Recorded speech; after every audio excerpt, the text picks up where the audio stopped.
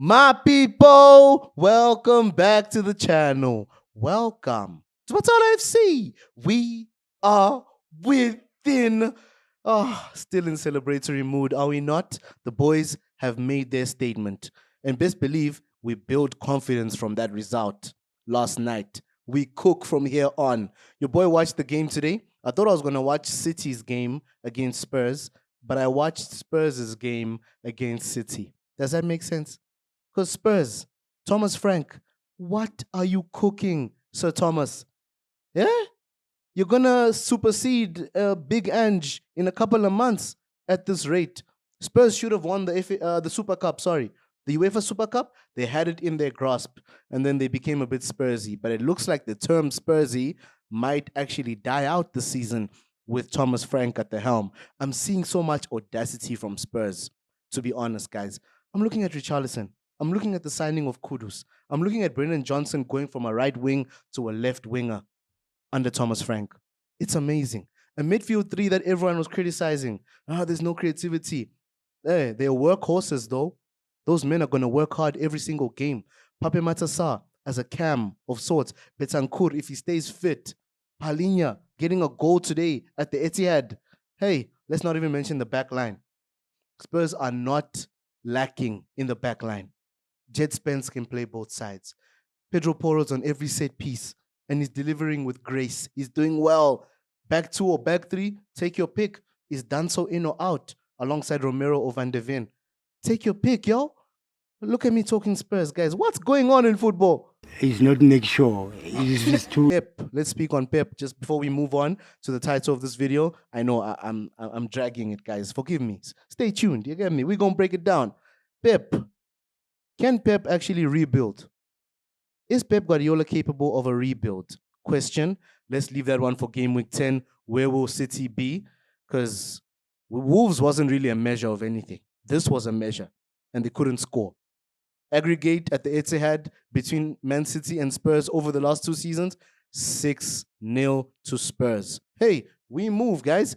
And yesterday, before the game kicked off, unfortunately, Cole Palmer felt something. And felt something allows me to lean towards this being a minor issue. We took precaution and we didn't play Cole Palmer yesterday. Today's video is not to say that Cole Palmer will be out and we have to go for the long term without him. He could be back as early as after the international break. We have one more game against Fulham, then the break, then we play Brentford after that. So many London derbies, but we should have Cole Palmer back sooner than later. In terms of groin injuries, because it's been identified as a groin problem, and apparently it's been growing ever since the Palace game, maybe even before that. I don't know when he sustained this, but groin injury recovery time varies significantly with severity.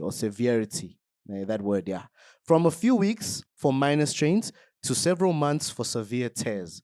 And we're not considering this a severe tear, so Cole Palmer should be back within weeks, less than a month. And if it's severe third-degree strain, you could be out for up to 4 months or 4 months plus. But that's not what we're looking at that to be. We will get confirmation from whether it's Enzo Maresca or Chelsea, whoever it may be, any outlet. We'll get our confirmation on how Cole Palmer will be treated and his recovery time. In the absence of Cole Palmer, you look at yesterday's lineup, what Estêvão did on the right flank, right half space, is what Cole Palmer would have been deployed to do. So not much change in terms of our system by bringing in Estêvão. And I heard that Estêvão actually asked Maresca, "Sir, please, I have to play."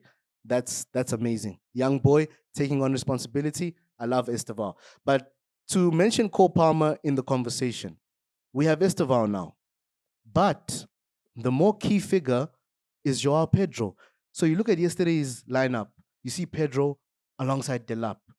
They're both starting. Is this an Anelka Drogba regen? No. Joao Pedro's versatility, which Maresca has actually emphasized, is the reason why Pedro was in the lineup. Pedro was playing as a central attacking midfielder. He can do this. He did this for Brighton.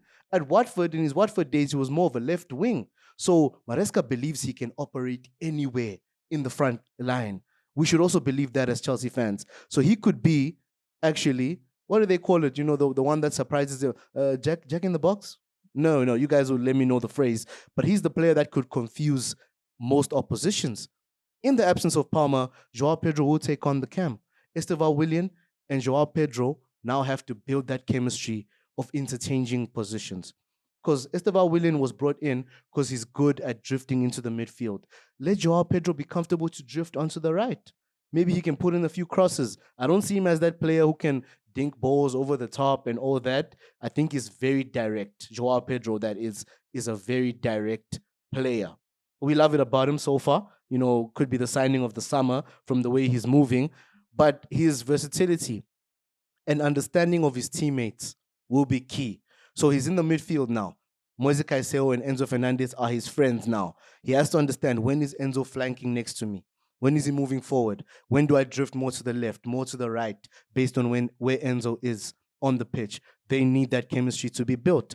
Also, the inverted fullback. If we're playing Reece, Reece will invert. That's what I believe. If we're playing Gusto, Gusto will flank and hug the touchline. That's what Maresca is actually showing us last few games.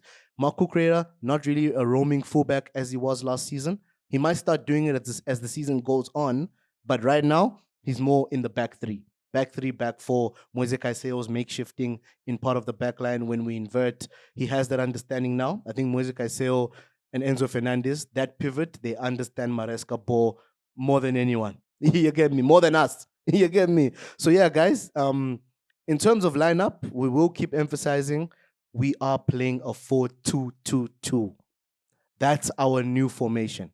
So if you look at it in that way, Delap in the front line as our 9, definitely.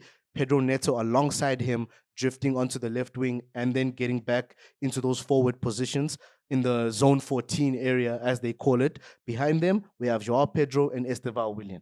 Behind them, South American pivot. Front 6 and then the back 4. You get me? And that's beautiful. I love what Maresca's done because there's so much understanding. Imagine a world where Joao Pedro and Estêvão Willian start to move more closer to the touchline. That's a 4. That's a 4-2. That's a 4-2-4 of sorts. That's a different formation again. Subscribe, like, comment. You get it? That's madness. We are beautiful. Chelsea is amazing right now. The versatility of our players is something we can bank on for the remainder of the season, guys. I'm excited. Let's keep the segment short, guys. Shout out for tuning in, yeah?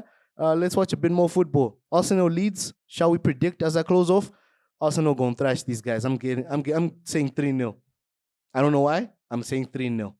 Arsenal, I don't want y'all feeling that enjoyment, but that's one of your games where you shine. But yeah, let's get it, my people.